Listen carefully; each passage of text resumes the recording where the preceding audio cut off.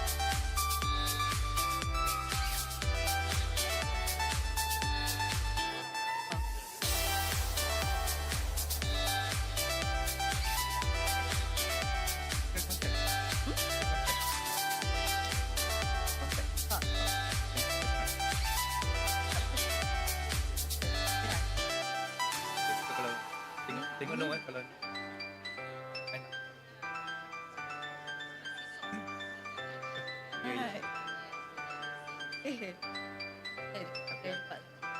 in denial. Daw.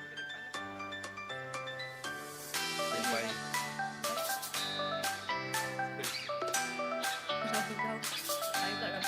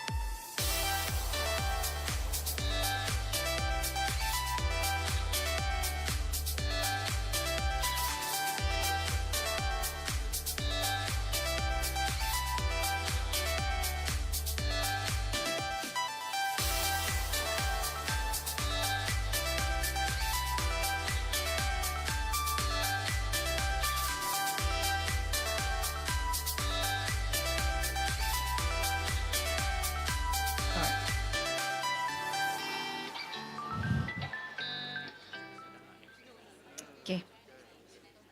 Assalamualaikum warahmatullahi wabarakatuh. A very good morning and salam sejahtera. Welcome to the second annual public lecture series of Open University Malaysia, held under the theme Beyond Standard Scripts, Imagining New Futures in Digital Education. Today brings together some of the world's leading thinkers in digital education for a day of ideas and conversation. We extend a warm welcome to everyone with us here at Tun Dr. Ismail Hall and to all of you following the proceedings live online. We begin shortly with our first public lecture. Our official opening ceremony follows later this morning in the presence of our guest of honor. We are delighted to have you with us here. To open our proceedings and set the intellectual stage for the day, it is our honor to invite the Director of the Center for Digital Education Futures, Dr. David Lim, to deliver the official introduction to the second annual public lecture series. Please welcome Dr. David.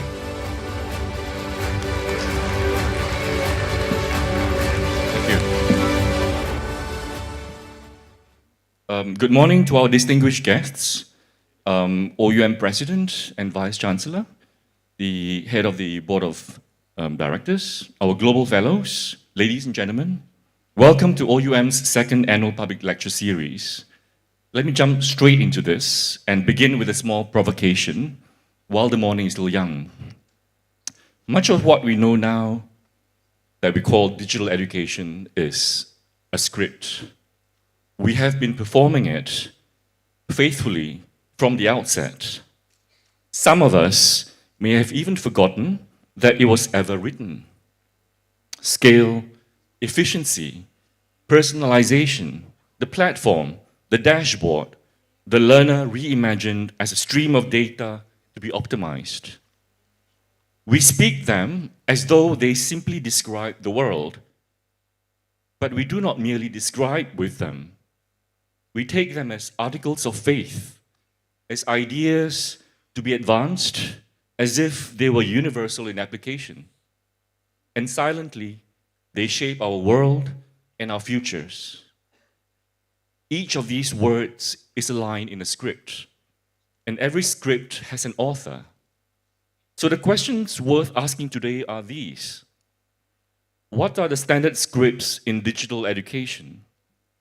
What lies beyond them? Who wrote them?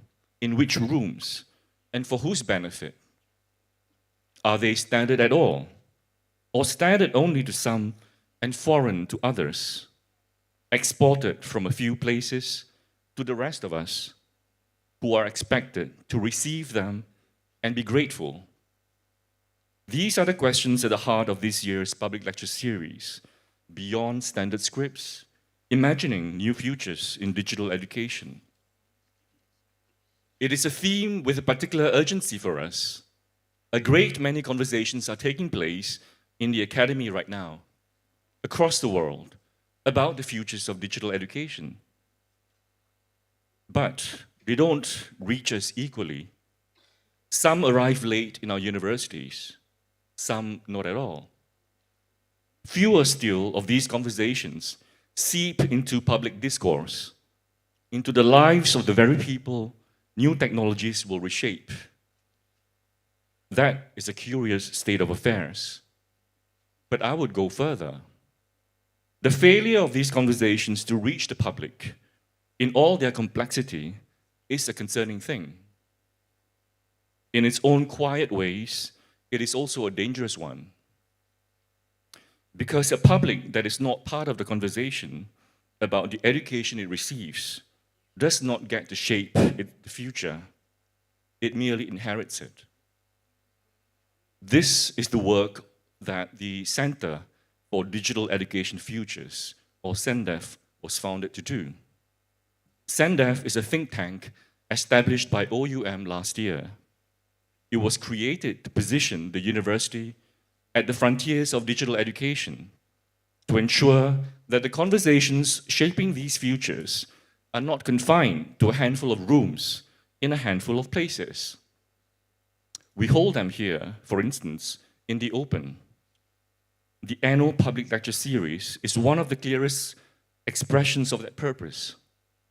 It is first OUM's way of serving the public, the community that sustains us. And it is driven by a conviction that the most important conversations cannot remain inside the academy because too much is at stake. The public needs to be involved. It deserves more than a standard script, and it deserves to know that other scripts are possible. This year, it is a new cohort of OUM CENDEF Global Fellows who carry those conversations here. Each year, a new cohort of Global Fellows gathers, a small circle of the most distinguished scholars in digital education from around the world. The cohort renews annually, so that each cycle brings new voices, new arguments, and new frontiers into this university, and through it to the public. This is our second such series, and it stands on the shoulders of the first. The first OUM annual public lecture series launched last year was themed Visionary Leadership, Charting the Futures of Digital Education. It gave us more than a day of lectures. It also gave us a permanent record, a book published just last week by Springer Nature. The book is titled Critical Perspectives on AI, Digitalization, and Human-Centered Learning Towards Reclaiming Digital Education Futures. The book is out on open access, so you can download it for free from the Springer website. That first series also left us with a number of guiding principles, including one on leadership. To pluck a line from the book, leadership in digital education should not take the form of a savior whose arrival is to be passively awaited. Leadership is rather a responsibility to be actively assumed by everyone, even and especially when no invitation is forthcoming. But let me extend an invitation to you now. As you listen to the 5 lectures today, watch for the scripts we tend to perform without thinking in our policies, in our classrooms, in our own quiet sentences. And wonder with me who those scripts serve and who they erase. Today, we are privileged to be hearing from 5 of the finest minds in the field, our Global Fellows. Professor Lim Cher Ping, of the Education University of Hong Kong.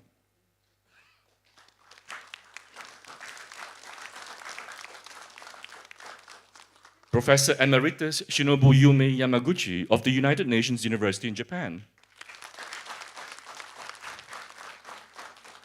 Professor George Veletsianos of the University of Minnesota, Twin Cities. Professor Felicitas McGilchrist of the University of Oldenburg in Germany. And Professor Bart Rientis of the Open University in the United Kingdom. 5 scholars, 5 interrogations of standard scripts in digital education. And we begin with Professor Lim Cher Ping.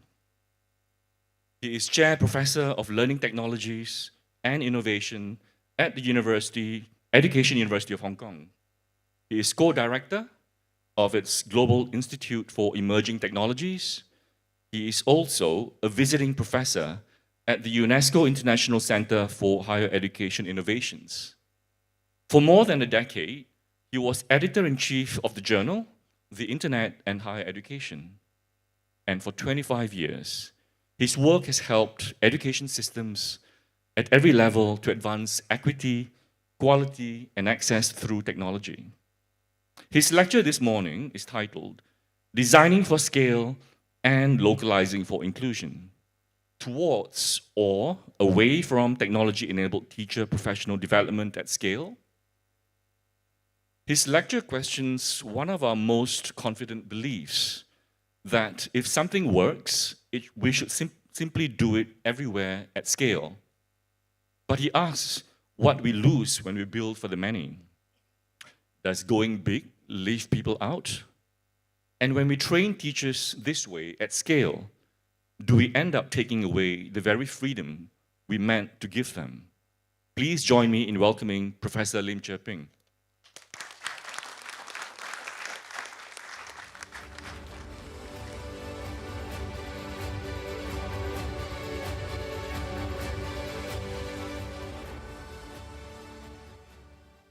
Hai selamat pagi, distinguished guests, distinguished colleagues and friends, right? And thank you, like David as well, and of course, the Open University of Malaysia, right? That actually give like us the opportunities to come here to share with you the whole notion of beyond the script. Right, so I'm just going to share with you like a small part of my work, which is on teacher professional development at scale. When I was first like presenting in a higher education forum back in 2019, right, I was quoting this like this report by McKinsey, right, that by 2030, more than 800 million jobs would be lost to AI. That was 2018, before ChatGPT at the end of 2022, right? And at that time, one of the stuff that really come through is, it's like, probably this is just going to have a great impact on so-called low-skilled type of jobs and tasks, or like the medium-skilled type of jobs and tasks, right? But things when ChatGPT came about at the end of 2022, right? You actually start to have like self-doubt as an educator, right? Like whether your job is actually so-called safe, right? And you start to think through like what are the core competencies that you really require, right, to not be one of the 800 million jobs that is lost, right, to AI, right? So, so what I'm going to be like focusing on would be professional development, right? Why is it critical to engage in the capacity building of the education workforce, right, for the AI in education competencies? Right, and how could we draw upon emerging technologies in such a way where we are not just looking at one part of the workforce, right, like in KL, right, or in Malaysia, right, but we are actually trying to be able to scale up that capacity building across cities, across countries as well. Right, so I'm going to be looking at like designing for scale, right? And really looking at how could we then like localize for inclusion, right? So, and I'm just going to be focusing on teachers, like rather than the education workforce as a whole. Right, so let's look at teacher professional development, right? Like something that I think we in this room, we are all familiar with, right? And we know that as we try to build that capacity of the teachers, right, to be able to like engage in their own learning of how to integrate emerging technologies within their curriculum, within their teaching and learning processes, and in their assessment, right? We know that as we are trying to do that, we are always faced with three tensions, right? Yes, we always try to be able to ensure the quality of the TPD, right? So I won't go like teacher professional development, right? TPD, right? So we try to improve that quality, to enhance that quality, right? But as we are enhancing that quality, we know that once we start to scale, that quality may be compromised, right? So you might provide access to quality, right? But that access does not lead to equitable quality at times, right? And at the same time, what we always want to be able to do for professional development is the competencies that you are developing in the program, you want it to be able to, for the teachers to apply within the school and within the classroom, within the university. So again, the whole notion of efficiency, external efficiency, right? And of course, the efficiency part, there's that internal efficiency as well, where you're looking at cost effectiveness, right? As you are scaling, yes, you want to ensure that quality, but the thing is, could you scale that quality in a cost-effective way, right? So those are the challenges that we have, right? And once we start looking at technologies, right, we know that it offers that opportunities, not necessarily like internet enabled or AI enabled, right? But we know that technologies have that possibility to scale, right? And the technologies is able to do it in such a way that it will be able to provide quality PD resources, as in like quality professional development resources, and it will be able to provide the support, right? So you don't need to be like on site to be providing that support, right? Like you're able to provide that support like anywhere, anytime. So those are the opportunities. But as what I said, one of the limitations at times is as you try to scale, right, you try to be like developing courses and resources that is of quality and is as generic as possible, right? So you'll be expecting that this set of resources or courses, it could be used with teachers in KL, and it could be used with teachers in Miri, in Sarawak as well. That's what you assume, right? But we know that one size does not fit all, right? And you really need to be able to do that localization, right? So how then do we do that localization, right? So these are the two key questions that I have, right? Have planned teacher professional development increasingly become disempowering? So we try to empower teachers, but as we empower teachers, are we disempowering them in such a way that the PD become totally irrelevant to them, right? And the second one is we talk a lot about sustainable development goal 4, right? That you want to ensure inclusive and equitable quality education, right? But things we always like forget the last part, which is creating opportunities for lifelong learning, right? So again, if you really want to ensure that our students are able to engage in that lifelong learning, how do you actually create opportunities for teachers to monitor and manage their own learning?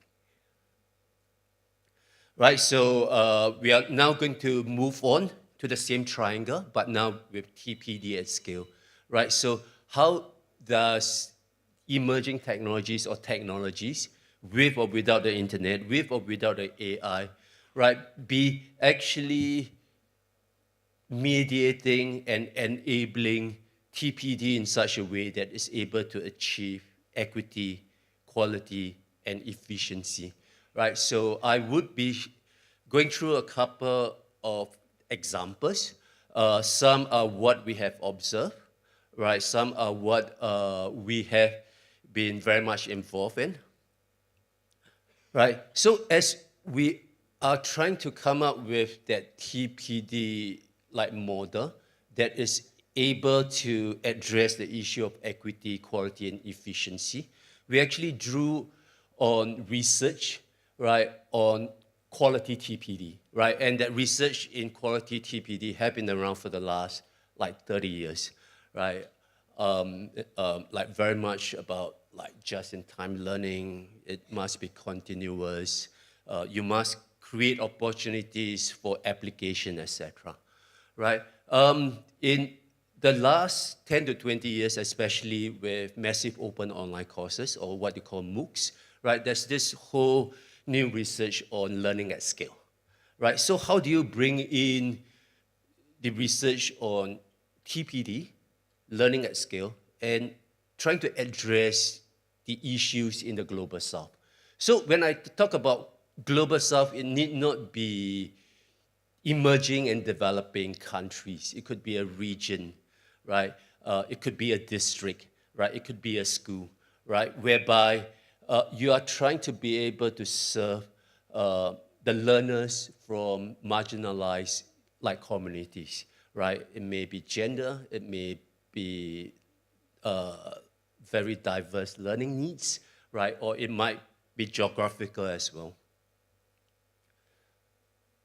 Right, and we would be doing this through three things in terms of emerging technology. So it's not just about the technologies per se, right? But it's about the structure, the TPD structure within the system that you're working in. But at the same time, as you are working with teachers, you must be working with policymakers, industry, as well as education leaders. Right, so the technologies part is just a small component of it.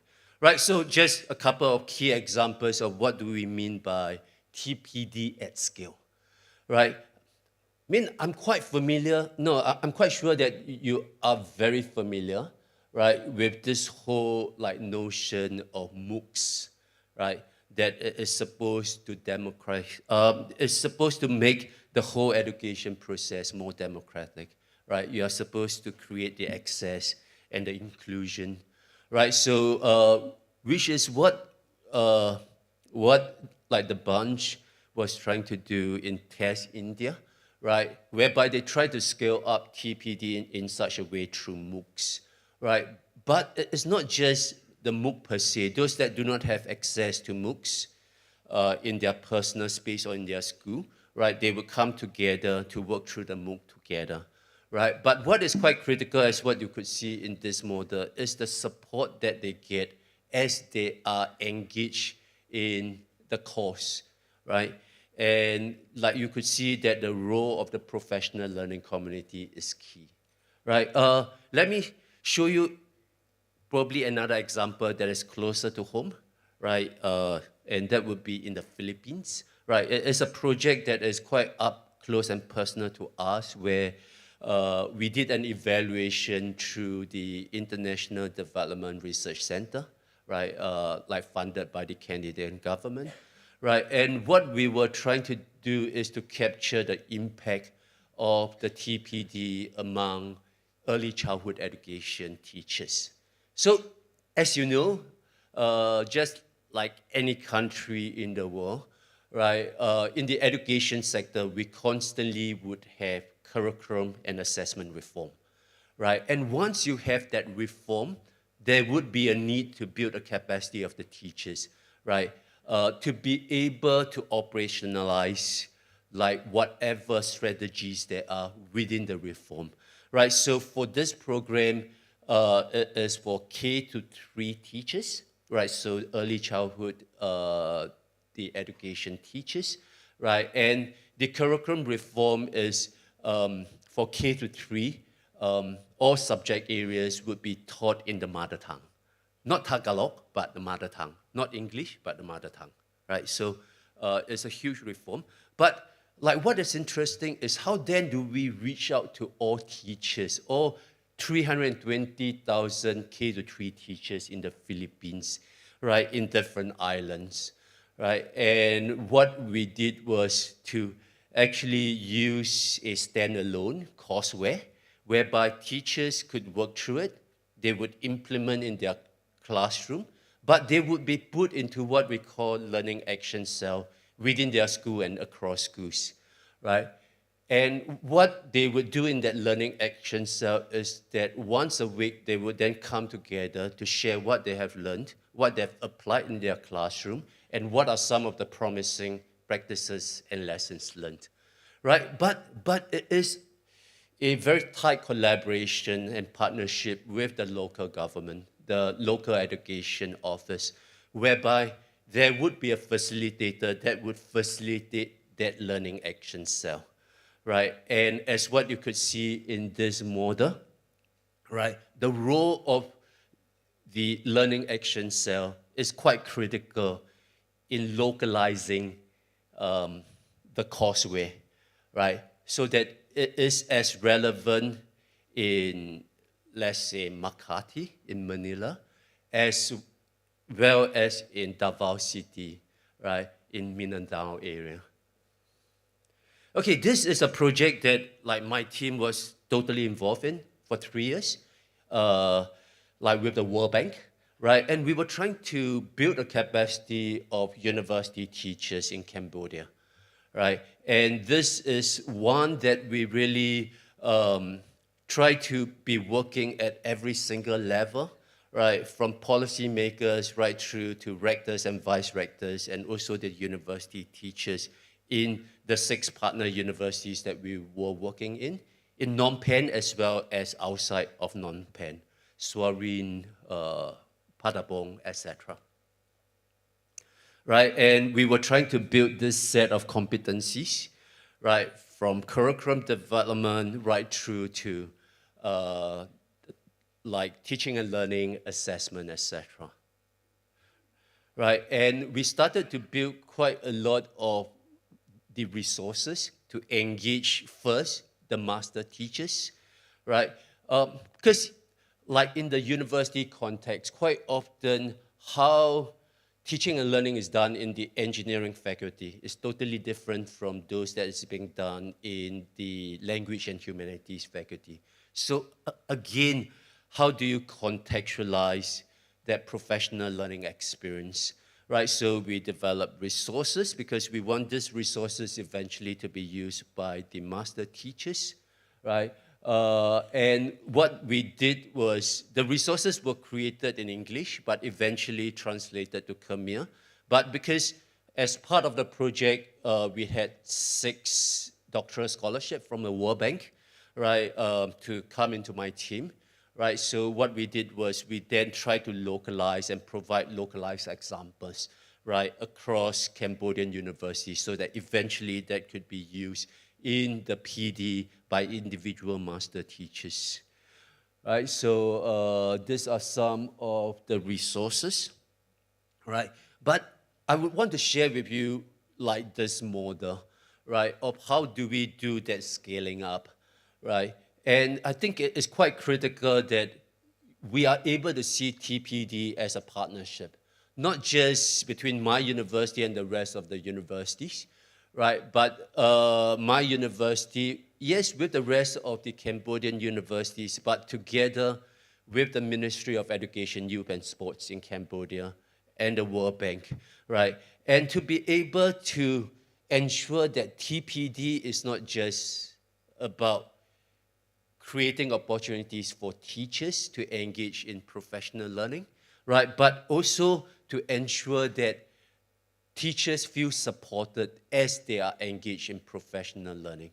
Like, let me give you quite a no-brainer example, right? Think in Cambodia is quite different from in Malaysia, right? Most of the university teachers or lecturers or professors, they are paid by per hour, right? When they teach a course, right? So if you are being paid by per hour, like whatever time that you take away from teaching a course, which means it become an opportunity cost, right? Which is a financial cost, right? So to engage in 45 hours of PD means you are losing quite a lot of financial compensation. So again, how do you come up with a set of professional development policies, right, that is actually built into the performance appraiser of the university in such a way that you would be able to create incentive, right, for university teachers to engage in the PD, right? So we spend a lot of time on policy dialogues, working with the rectors, the vice rectors, the deans, right? But at the same time, we were also working with the master teachers, right, equipping them with a set of competencies to be able to run PD program, not within their university, but within their faculty, right? Which move us to the next part, right? That when we start looking at TPD, I think it is quite important that we are able to not just look at it at the program level, right, at a micro level, but we should be able to look at the system level as well, right, where we are looking at TPD as a system, right, that include policies, ICT, supporting capacities, right? So like the policies that will create that ecosystem, right, that is conducive for effective TPD, that's able to address equity, quality, and efficiency. ICT is just a small part of it, right? And then after that, of course, the supporting capacities in terms of the education workforce, right?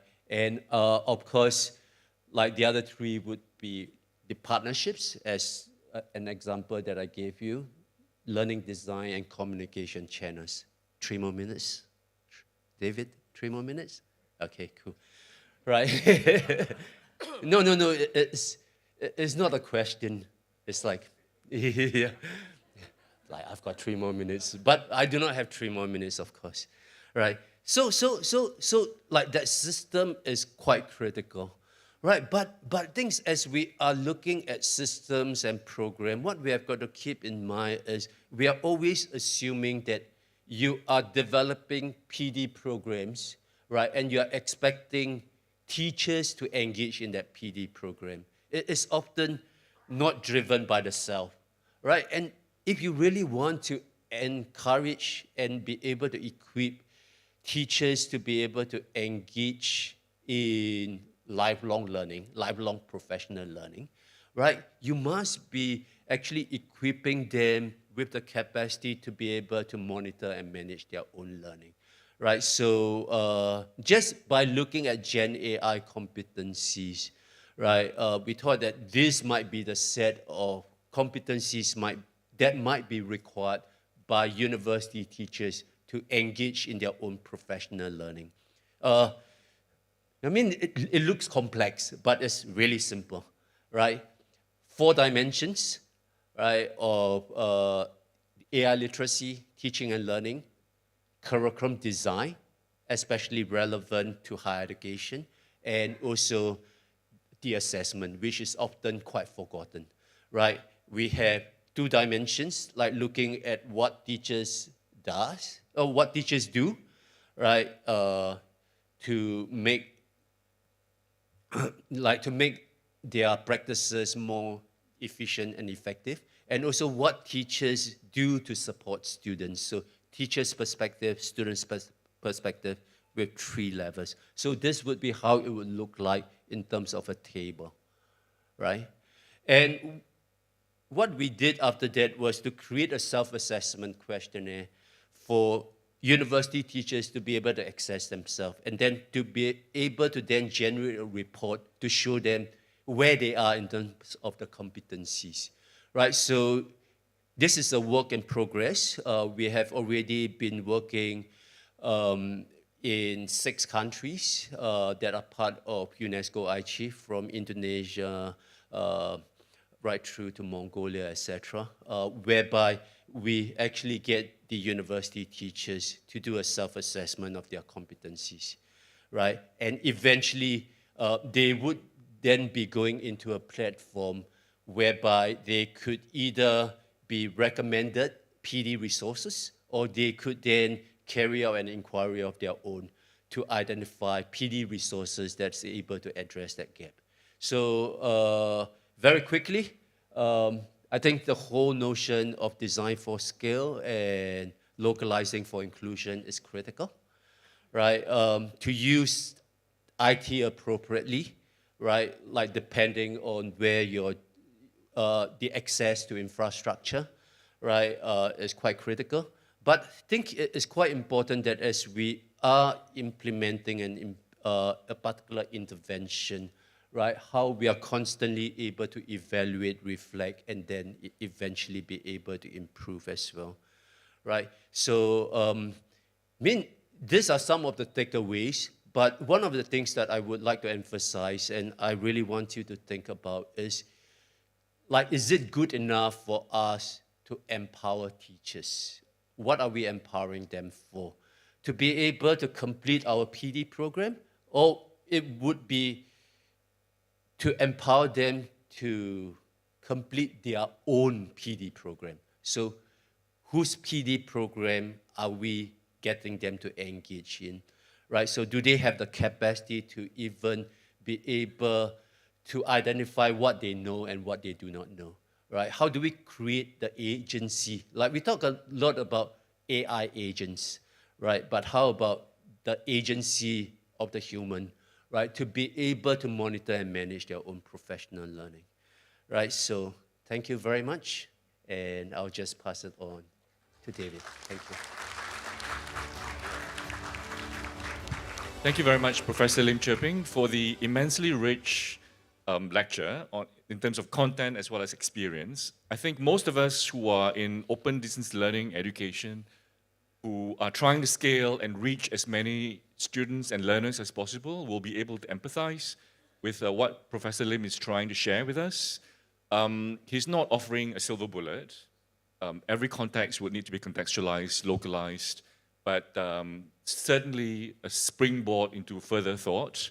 So based on that, we would like to invite questions from the floor, if there's any.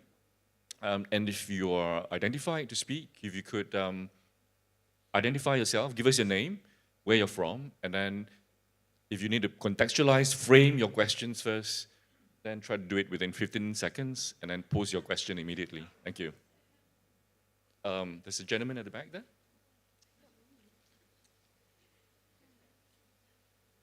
The gentleman at the back, did you stick up your hand? Oh. Like, there's a girl in front. Oh, right, yes, please. Good morning, Prof. My name is Rasila. I'm OUM DBA student. Thank you for sharing with us. You have done 2 studies in 2 ASEAN countries, which is Philippines and Cambodia. Can you give an overview to us about the whole of ASEAN and the TPD program, and your interest to localize? It's very interesting, but it's also very costly, I think. So can you give us an overview of the whole, short overview of the whole of the ASEAN countries in terms of TPD and customization to the many various languages that we have in the ASEAN? Thank you. Thanks for the immensely rich question as well, based on the immensely rich lecture. But just because we are running out of time, so if we could respond in about 2 minutes? Very concisely, not a full overview of ASEAN, which might take another lecture. Yeah. We just did an event with CMU and UNESCO in March, right? And the focus is actually on TPD at scale in the region, so in ASEAN, right? And the Malaysia is included as one of the countries as well, right? And I think what we focus quite a lot on is like how do we, because it was at the policy level, so how do we like create an ecosystem, right, that would be conducive for TPD, right, in ASEAN. And as what you say, ASEAN is so like diverse. I mean, we have got Malaysia and Thailand, and then after that we have got Laos and Cambodia and Myanmar as well, right? So I think like what we need to always take note of is I think the partnership is quite critical for that localization. So it's not the technologies per se, but of course we must be quite clear about like what set of competencies are we trying to be developing in the TPD program, right? And how are we able to empower teachers to be able to reflect on what they know and do not know, and to have that motivation to want to engage, to close the gaps, right? Like between some of the competencies that they do not have. Yeah. Right, thank you very much. We unfortunately don't have time for another question, but we will relocate the discussion onto the YouTube site when we put up the videos. But rest assured, the slides that you're seeing today for all 5 lectures will be put online as well, so you can engage with the speakers at a later date. So thank you very much, Professor Lim, for sharing with us your experience. Terima kasih.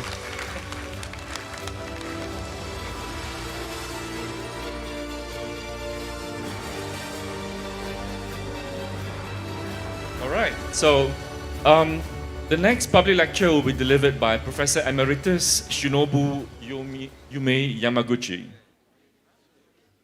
She is director of the Institute for the Advanced Study of Sustainability at the United Nations University in Tokyo, a position she has held since 2019. Her work spans international development, education policy, technology in education, and science and technology policy. She has brought her expertise to the great platforms of the United Nations, from climate conferences to the Transforming Education Summit. She sits on the advisory board of UNESCO's Futures of Education initiative, and she founded the platform that gathers Japan's universities behind the Sustainable Development Goals. Her lecture today is titled AI for All, Pieces and the Role of Higher Education. Her lecture asks a hard question. When we build AI for everyone, do we actually leave someone out? She looks at those the technology forgets: women, people with disabilities, indigenous peoples and their languages. And she calls on universities not to watch this future arrive, but to help shape it so that we do not end up with a world of AI haves and have-nots. Please join me in welcoming Professor Emeritus Shinobu Yume Yamaguchi.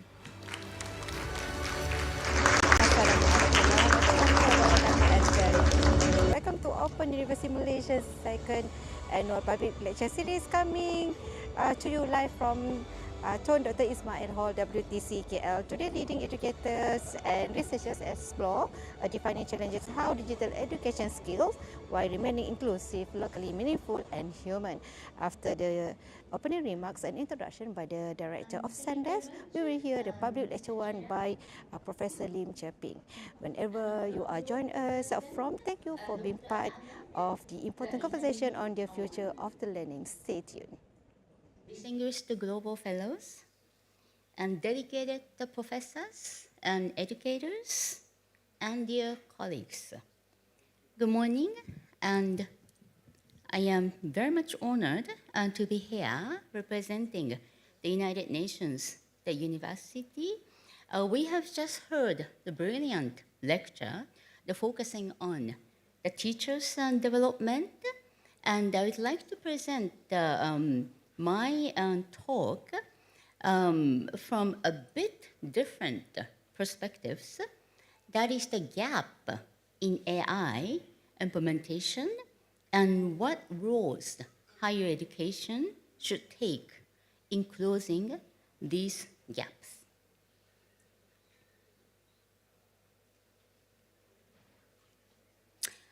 So at the United Nations, we see the exponential development of AI that is not just a technology upgrade, but it's human rights and the sustainability challenge.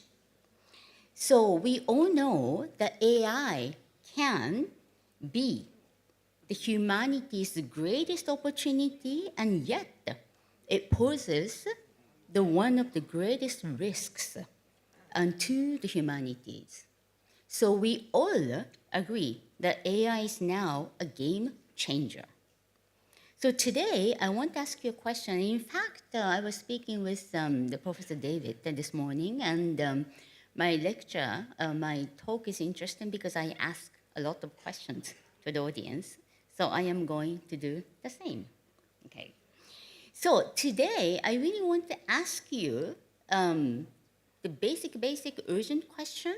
That is, where is higher education in this very important transition? So please keep that question in mind as I speak in my talk. So the first photo I have,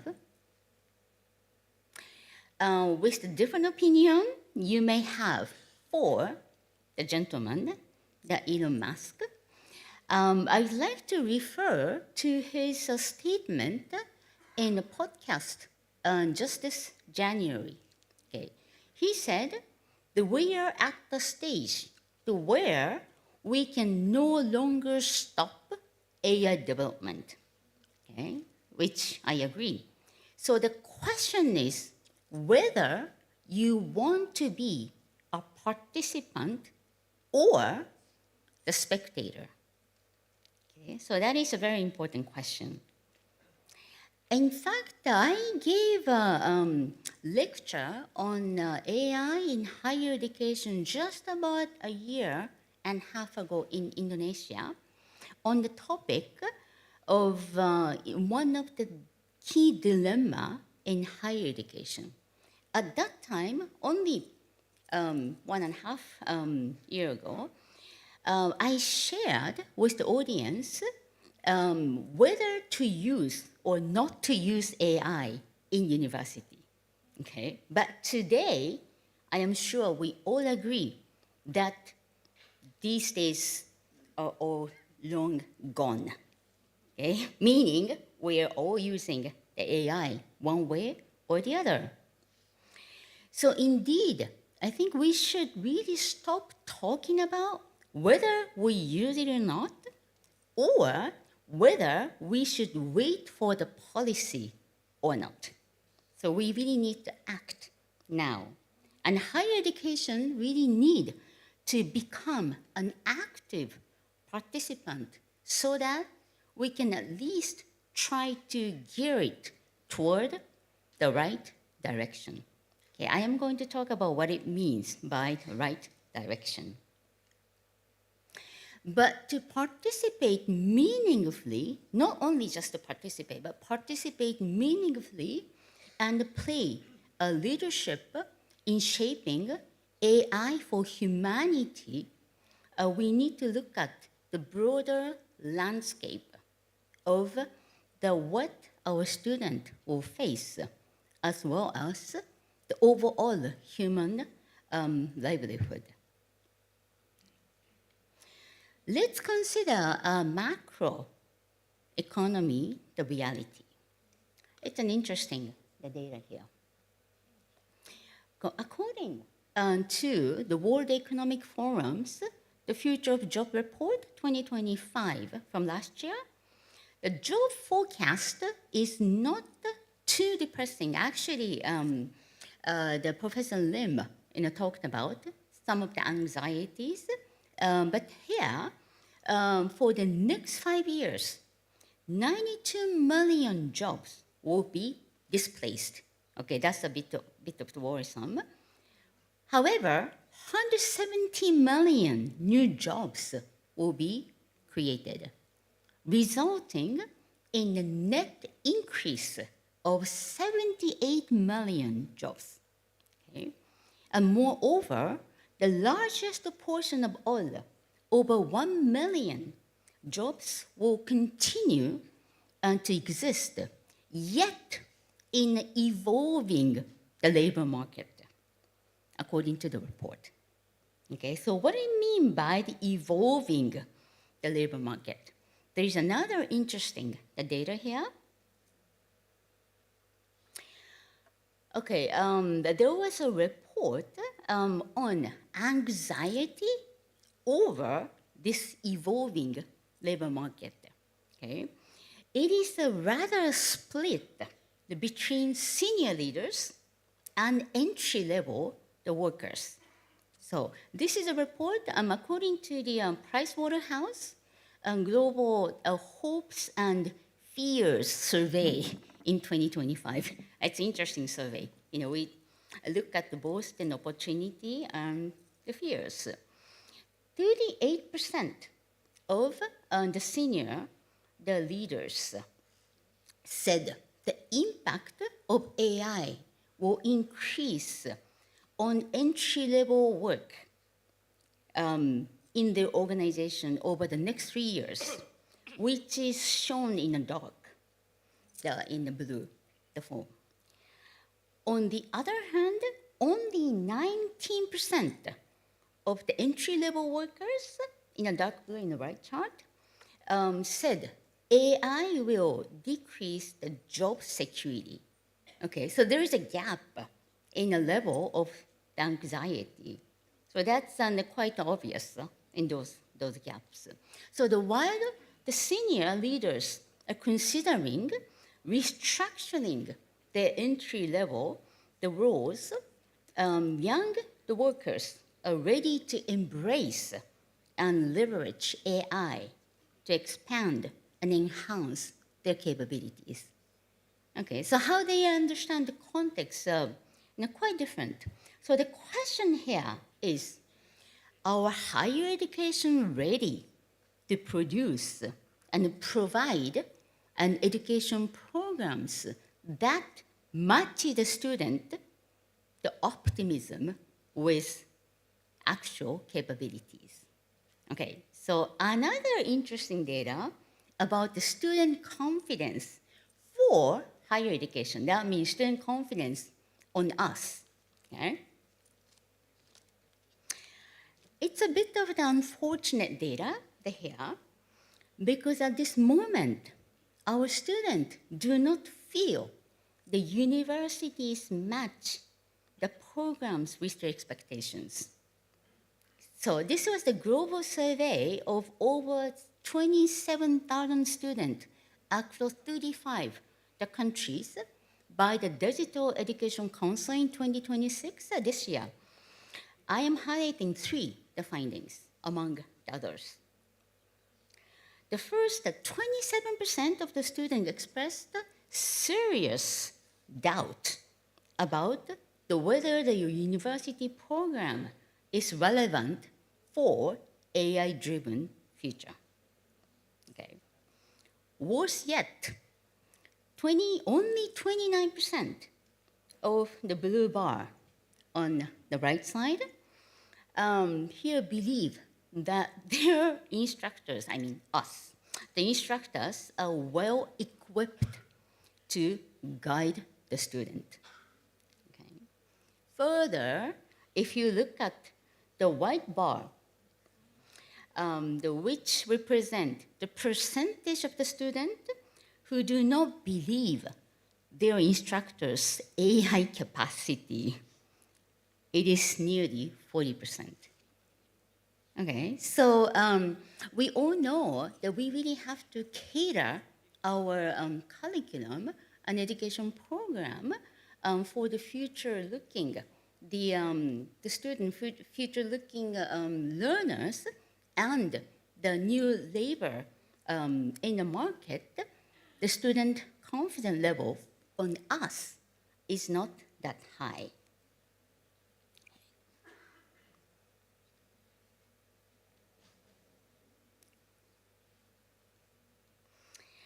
And in fact, we are all familiar with the profound, the institutionally inertia. So in a joint research conducted by UNESCO and my team at United Nations University, we surveyed 200 higher education institutions across 19 countries in Latin America. And what we found was a persistent governance lack of the higher education. Okay. So the vast majority of the university, 87% reported they use AI daily basis, but only 26% have a formal AI strategy. And 18% have a dedicated office or the unit for AI oversight, and just 9% has a formal monitoring mechanism. Okay, and this full report will be published and launched in September at UNESCO Digital Learning Week in Paris. So I'll be very happy to share that once it is launched. Okay. So now, when you look at the data, the higher education is not playing the leadership meaningfully in shaping AI-driven the future. And consequence, there will be more than just a late adopter. An inactive leadership of the university will allow the private tech sector to dictate the values, the ethics, and the algorithm, and most of all, who get benefit from this transformative technology. That is the very, very serious question. Now, this brings us to the core, the UN, United Nations perspectives, human-centered AI. Okay, I have already enjoyed the dialogue with some of your faculty members on the first day on this human-centered AI, and I hope to bring some of the perspectives from the United Nations, the current initiatives. So the UN has been working hard, really hard, to establish a global governance standard for AI that steers AI in the right direction. And by the right direction, UN means AI that enhances universal human rights and human dignity. Okay, so that's a bit different perspectives from the individual, the universities and higher education, but I think the bottom line that we are talking the same thing. And in fact, the Secretary General, our Secretary General of the UN, Antonio Guterres, convened the big conference called the Futures of Education in the UN headquarters in 2024, 2 years ago. And the recommendation on the ethics of AI and the Pact for the Future include UN's commitment to AI.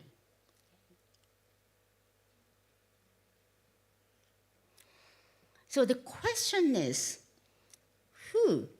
what do we mean by the human-centered AI in this context? It is defined basically as AI system that augment, not replace, the human capacities. So we are talking about the technology that is explicitly grounded in human dignity, fundamental freedom, and human rights. So the human-centered AI must be closely aligned with the planetary well-being and inclusiveness, cultural diversity, gender equality, and the social justice. Just in August 2025, the UN General Assembly, we conduct the General Assembly once a year in September, adopted a resolution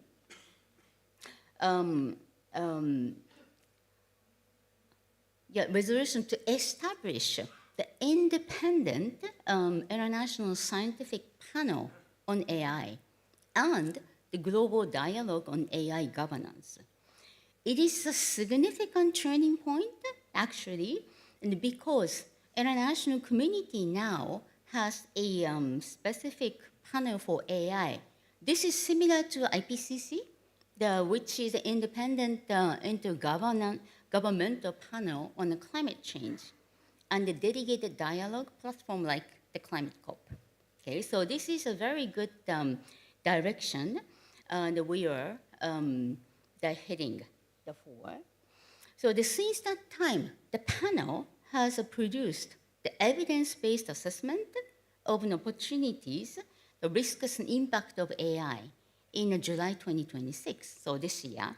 So the first global dialogue will be convened in May 2027 in New York.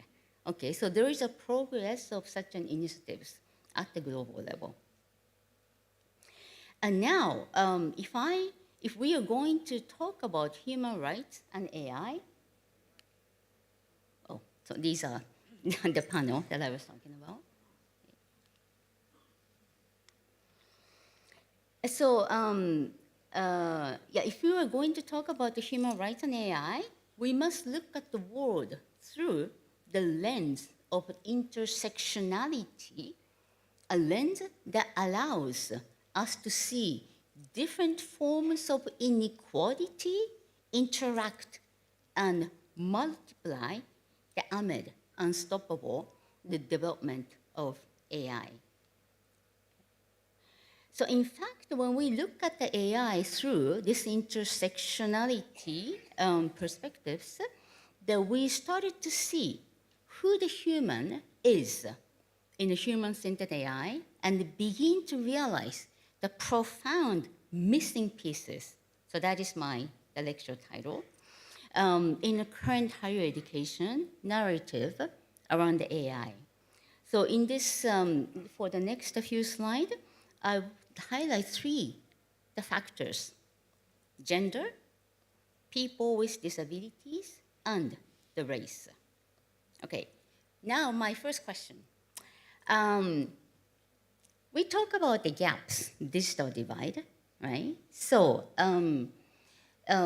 when we were living in our life with higher education, we don't really think of the access to the internet because we all have an access to the internet. But globally speaking, what is the percentage of the global access to the internet? Well, I said it's a very good question, right? What is the percentage? I ask this question to my students all the time.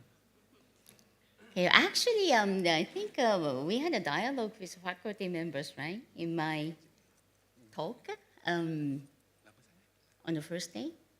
Approximate how many percent? Who has an access? 30. Access. Well, actually, you're becoming a bit pessimistic because this doesn't run around. 30% of the world population do not have an access to internet. Okay, that means 70% that we do. However, okay, that's an average, right? And average figures is something very dangerous because if you look at the AI, if you look at the internet, the availability, it is still not for everyone, okay?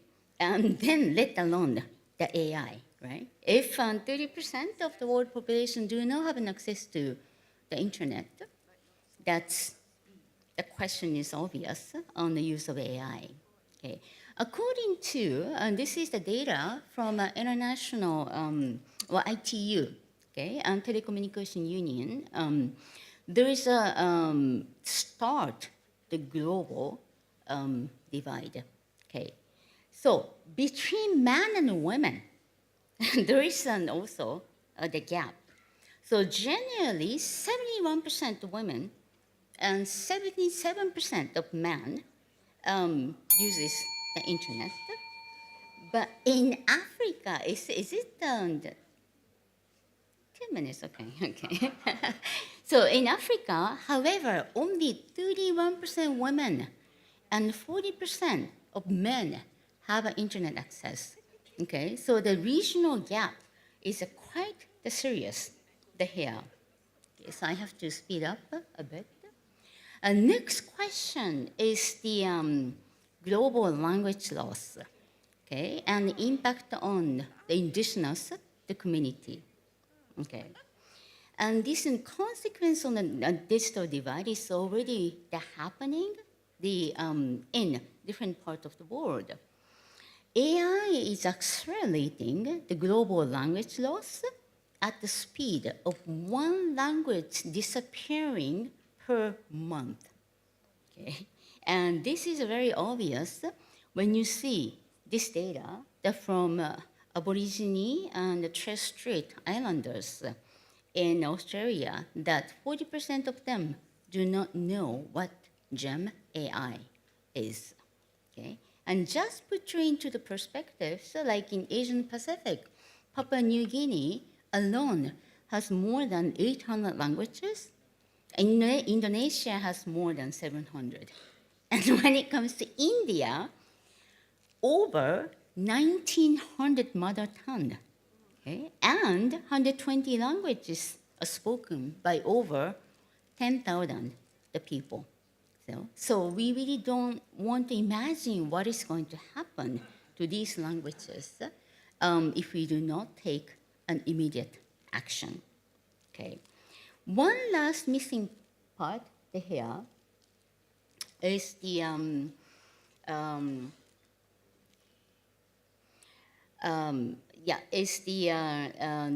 gap, the gender, the gap, okay, on the use of the AI. It is actually amazing to know. Have you heard?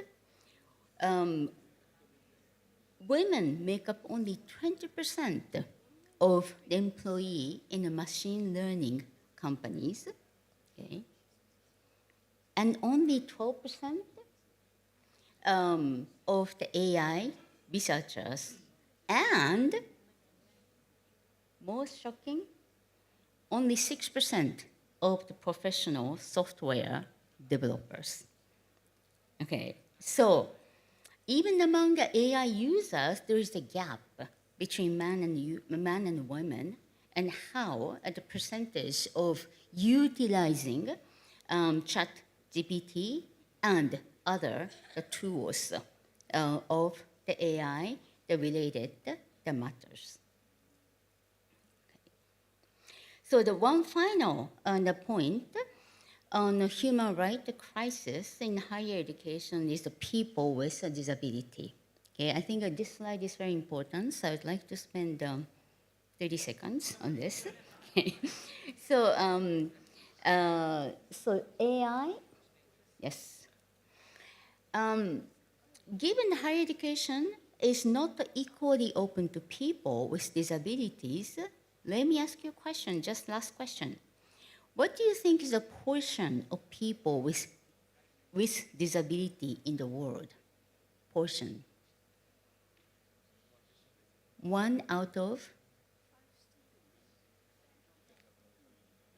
10. Close. Actually, 6. Okay, 1 out of 6. So 1 person in every 6 people in the world experiences some form of disability. Okay, so in this prestigious university, do you see the same average? the number, the ratio of the people with disability? Probably not, right? So this is because only the fraction of the youth with a disability made it to the university for many reasons. And what worse happened during the pandemic, right? So 1 out of 5 of them dropped out on education during the pandemic.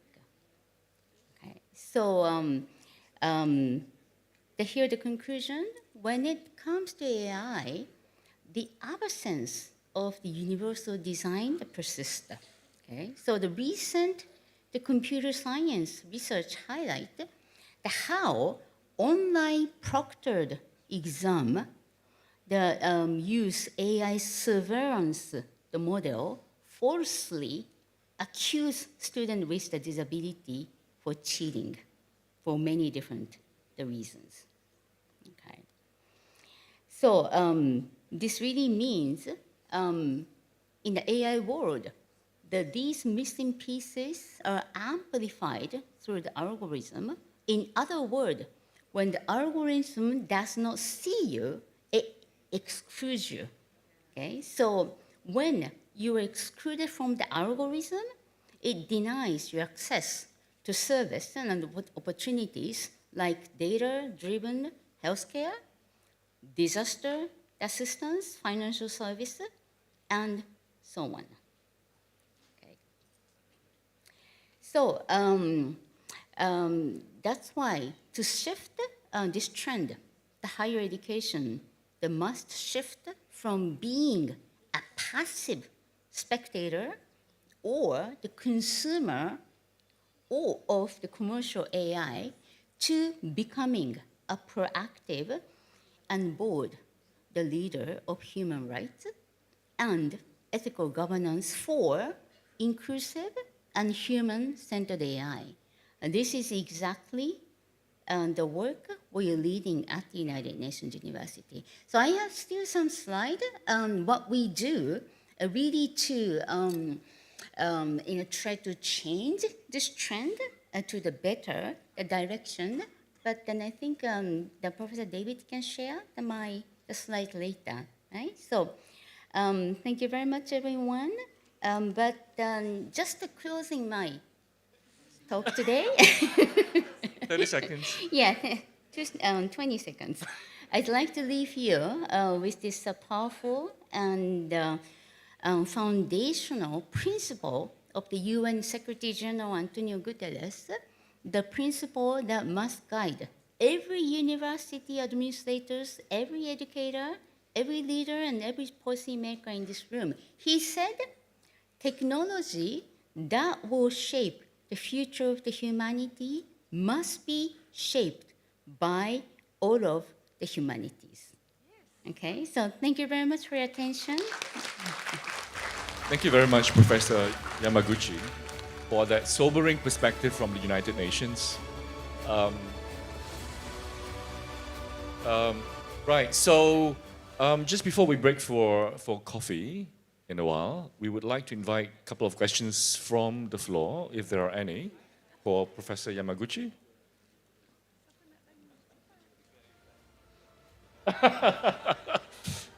Do we have questions for her? Yeah, please, gentlemen. Please let us know your name and where you're from, and then pose the question directly. Morning, Professor. My name is Ermohizam Ibrahim.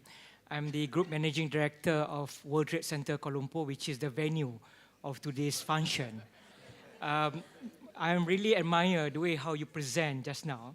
It reminds me the movie of Ocean, very soft and very down to earth.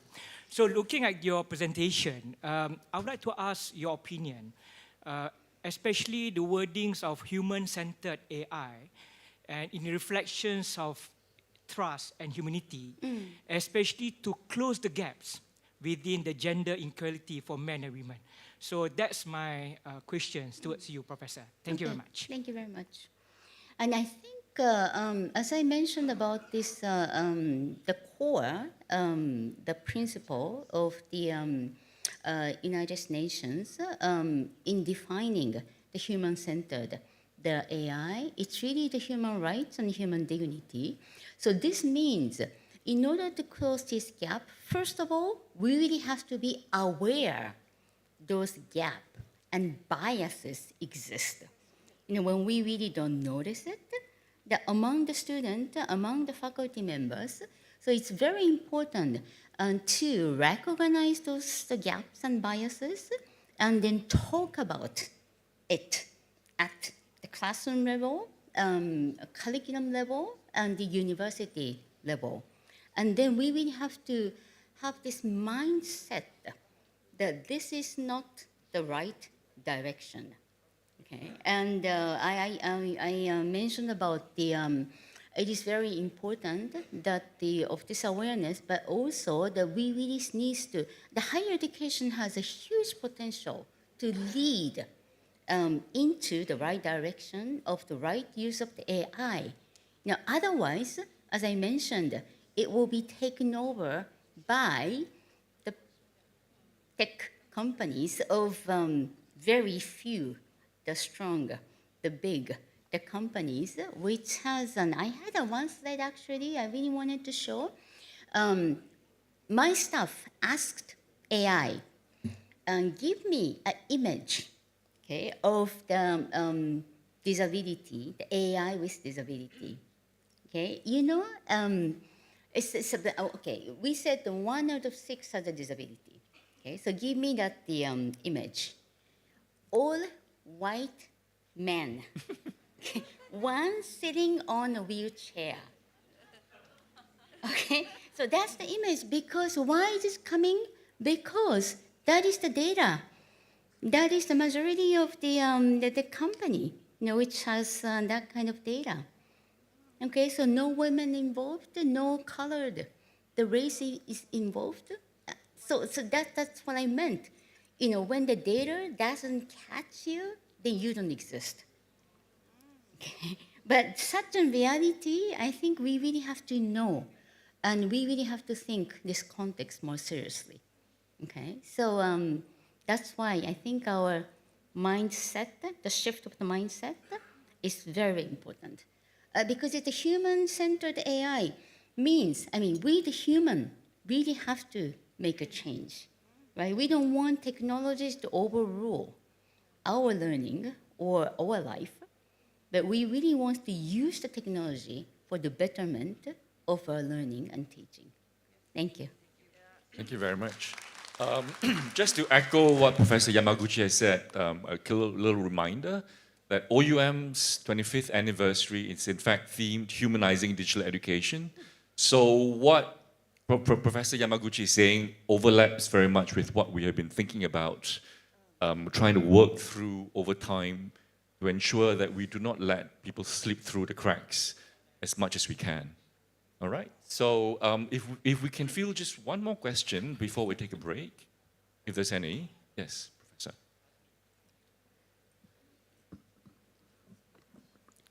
Good morning, Professor Yamaguchi. So my name is Tajuddin. I'm from the Open University Malaysia, Vice President of Academic and Research. I listened to your presentation with awe, thought-provoking presentation, and it makes me feel a bit nervous now, especially looking at your first slide. It's either you are the spectator or you just participate in the AI. So it shows that we have no choice. It's like it's either you are in or you be left out. So I think it's looking forward, right? Looking forward like maybe 20, 30 years ahead. So it's going to be a big disparity.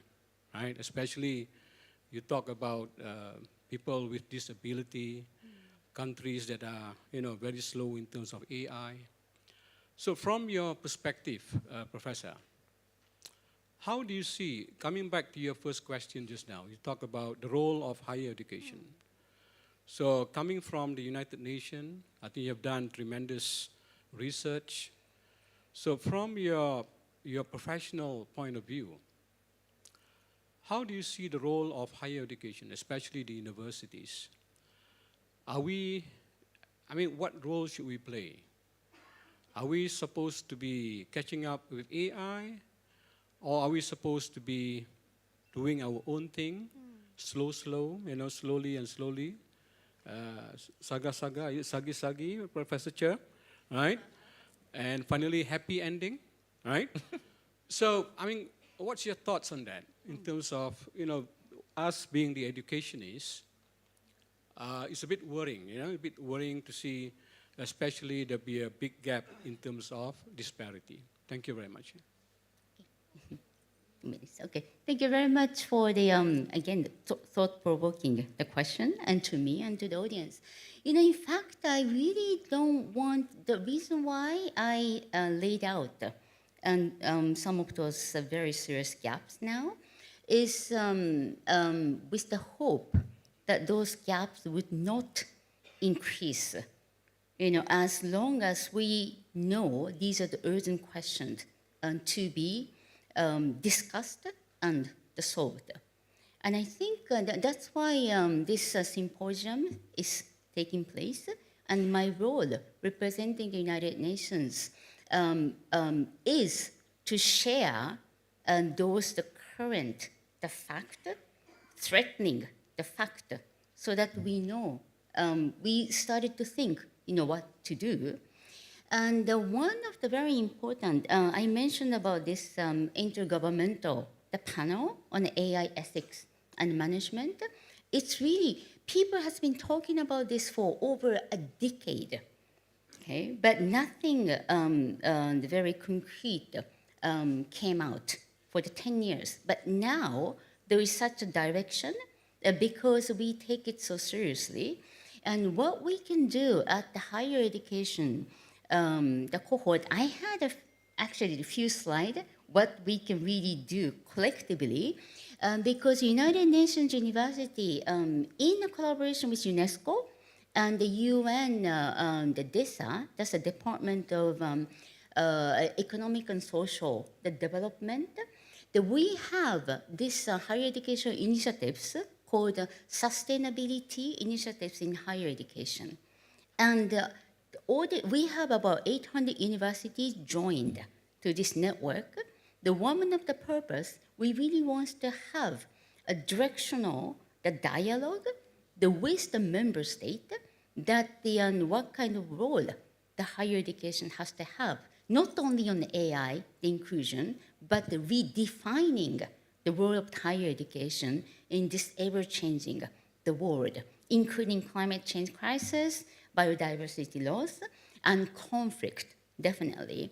What is really sad about the SDGs, I talk a lot about SDGs with your colleagues. In SDG 4, that's the quality education, right? And they has 10 sub-point. Do you know how many points is talking about higher education? Almost none. Okay, we are talking about the SDG 4 talks about quality of education, but it's all basic education, which is important. Okay, adult education, which is very important, but there's only one bullet point talking about higher education, which identify the importance of the scholarship. Okay, so it doesn't really talk about the curriculum, it doesn't talk about the exact role of higher education. So this HESI, Higher Education Sustainability Initiatives, we really want to have a consolidated opinion of the higher educational institution so that we can infuse your opinion to the beyond the 2030 agenda. And I really want to see the higher education to be the very important part of the educational segment of the sustainability, the questions. Okay, so that's why with such an initiatives, I really don't want to think in a pessimistic manner, those gap would increase. It should not be increasing. Then what to do? That's how we need your ideas. Every single member state, the initiatives should really contribute for the higher education to be the very important part of the quality of education beyond 2030 agenda. I hope I answered your question one way or the other. Thank you very much. Thank you very much, Professor Yamaguchi, for sharing your perspective from the United Nations. We are indeed very fortunate to be hearing directly from you and to be reminded that there are certain gaps that we really need to be aware of. It's difficult, but we will need to persevere nonetheless. Thank you so much. Yes, and my PowerPoint actually shows how to join those higher education sustainability initiatives network. And also we were producing, with this network, we are producing a podcast, like 4 or 5 podcasts on AI and higher education since last year. Okay, so I think we are very much welcoming you to participate, to speak on those podcasts, because our disseminating power is quite high in the 5 continents in the world. Okay, so thank you very much. Please join me in thanking Professor Yamaguchi. So before I hand you over to the MCs, I just want to remind you there are 3 more lectures to come, and then to be capped off with a roundtable at the end of the day. A lot more interesting perspectives that might come into play. We will see whether some of these scripts will be overwritten or will conflict with existing scripts. So with that, I will hand you over to the MC to announce a break. Okay, thank you, Dr. David, and thank you, Professor Yamaguchi. Welcome back to OUM Second Annual Public Lecture Series live from Tuan Dr. Ismail Hall, WTC Kuala Lumpur. That brings Public Lecture 1 and 2 and our morning program to a close. Across the morning, we have celebrated a new chapter for OUM and explore 2 urgent questions: how higher education can help make AI more inclusive, and how digital education can move at pace that support meaningful learning. This live stream will end here. To continue watching, please open the session 2 link published by OUM. See you there.